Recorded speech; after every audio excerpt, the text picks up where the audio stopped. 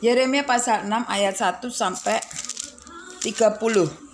Malapetaka yang akan menimpa Yerusalem dan Yehuda. Larilah mengungsi, hai orang-orang Benyamin, dari tengah-tengah Yerusalem. Tiuplah sangkakala di Tekoa dan naikkanlah asap sebagai tanda di atas Bet Kerem.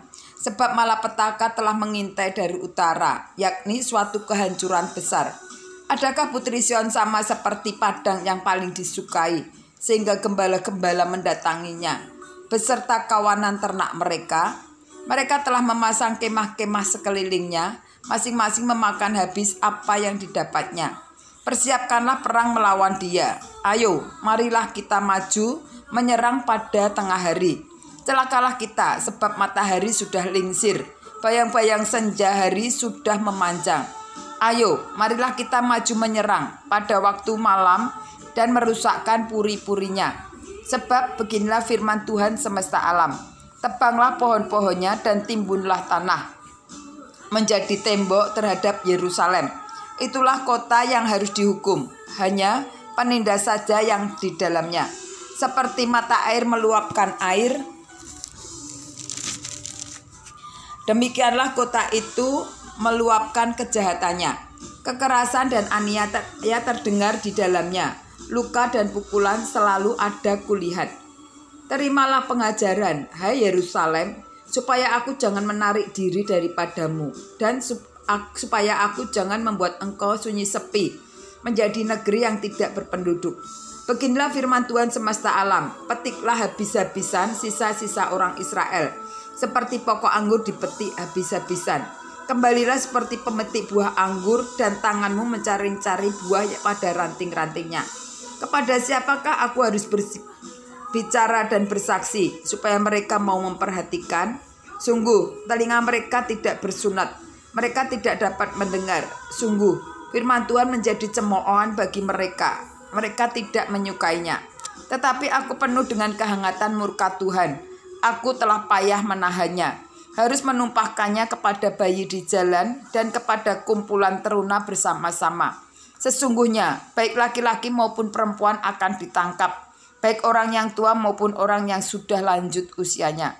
Rumah-rumah mereka akan beralih kepada orang lain bersama ladang-ladang istri-istri mereka. Sesungguhnya aku mengacungkan tanganku melawan penduduk negeri ini. Demikianlah firman Tuhan.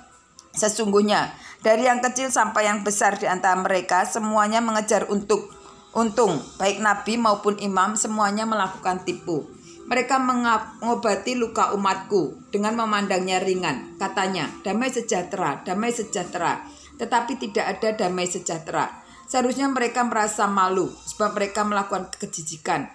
Tetapi mereka sama sekali tidak merasa malu dan tidak kenal noda mereka. Sebab itu mereka akan rebah di antara orang-orang yang rebah. Mereka akan tersandung jatuh pada waktu aku menghukum mereka. Firman Tuhan. Beginilah firman Tuhan. Ambillah tempatmu di jalan-jalan dan lihatlah. Tanyakanlah jalan-jalan yang dahulu kala. Di manakah jalan yang baik, tempuhlah itu. Dengan demikian jiwamu mendapat ketenangan. Tetapi mereka berkata, kami tidak mau menempuhnya. Juga aku mengangkat atas mereka penjaga-penjaga, firmanku. Perhatikanlah bunyi sangkakala. Tetapi mereka berkata, kami tak mau memperhatikannya.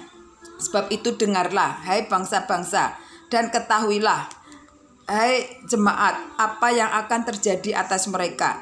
Dengarkanlah, hai bumi, sungguh di atas bangsa ini aku akan mendatangkan malapetaka akibat dari rancangan-rancangan mereka. Sebab mereka tidak memperhatikan perkataan-perkataanku dan menolak pengajaranku. Apakah gunanya bagiku kamu bawa kemenyan dari Seba dan tebu yang baik dari negeri yang jauh? Aku tidak berkenan kepada korban-korban bakaranmu, dan korban-korban sembelihanmu tidak menyenangkan hatiku. Sebab itu beginilah firman Tuhan, sungguh aku akan menaruh batu sandungan di depan bangsa ini, supaya mereka jatuh tersandung oleh karenanya. Bapak-bapak serta dengan anak-anak, tetangga dan temannya, semuanya akan binasa.